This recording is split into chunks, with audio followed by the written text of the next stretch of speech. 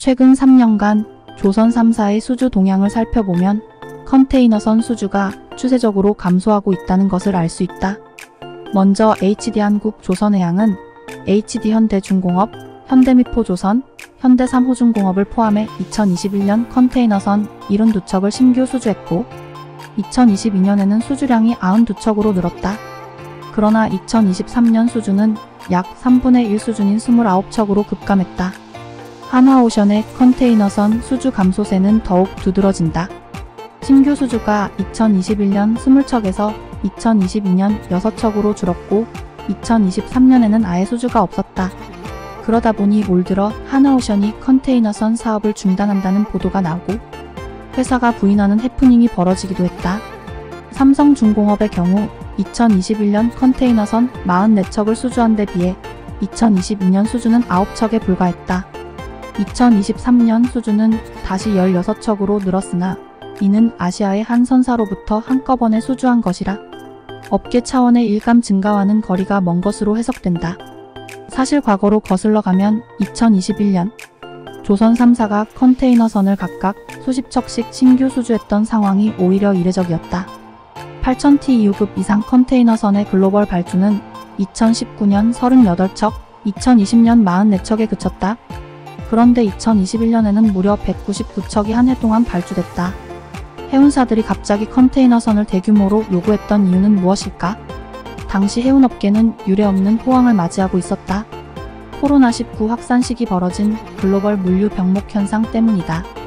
이에 따른 운임 상승으로 통상 1000대에서 움직이는 상하이 컨테이너 운임 지수 SCFI는 2021년 4000대로 급등했고 2022년 한때 5000대 초반에 이르렀다.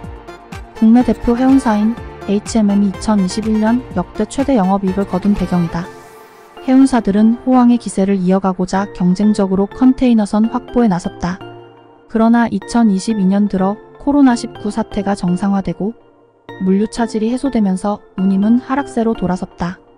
이런 가운데 이미 발주한 선박들이 차례대로 인도되면서 컨테이너선 해운업은 수요보다 공급이 많은 상황으로 접어들기 시작했다. 컨테이너선 발주를 다시 끌어올릴 만한 운임 상승을 기대하기 어렵게 됐다는 얘기다. 업계에서는 올해 컨테이너선 선봉량이 7.7% 증가하는 반면 물동량은 3.8% 증가에 그쳐 운임의 약세가 이어질 것으로 예상하고 있다. 최근 홍해 지역의 지정학적 리스크로 인해 SCFI가 일시적으로 급등하기는 했으나 이런 일회성 요인이 지속될 가능성은 높지 않다는 게 중론이다. 이처럼 컨테이너선 발주가 감소하고 있지만 조선 3사의 분위기는 위기와 거리가 멀다. 막대한 수주 잔고를 이미 확보했기 때문이다. 지난해 말 기준 상선 수주 잔고는 HD한국 조선해양 442억 달러, 삼성중공업 280억 달러, 한화오션 196억 달러 등으로 집계됐다. 향후 약 3년치 일감에 해당하는 규모다. 현재 수주 잔고는 질적으로도 우수하다. 조선 3사 수주 잔고 중 가장 큰 비중을 차지하는 것은 LNG 운반선이다. LNG 운반선은 선종 중에서도 수익성이 가장 높은 것으로 평가된다. 22,000에서 24,000 TEU급 초거대 컨테이너 선보다도 높은 선가를 형성하고 있다.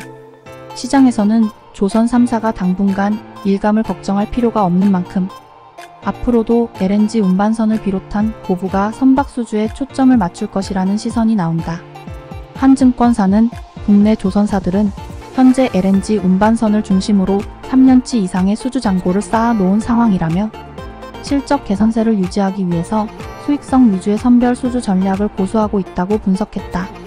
다시 말해 조선 3사는 선종과 사이즈에 관계없이 이익이 많이 나는 선박들을 선별해서 천천히 수주하고 있다는 전략을 세웠다고 볼 수 있는 것이다.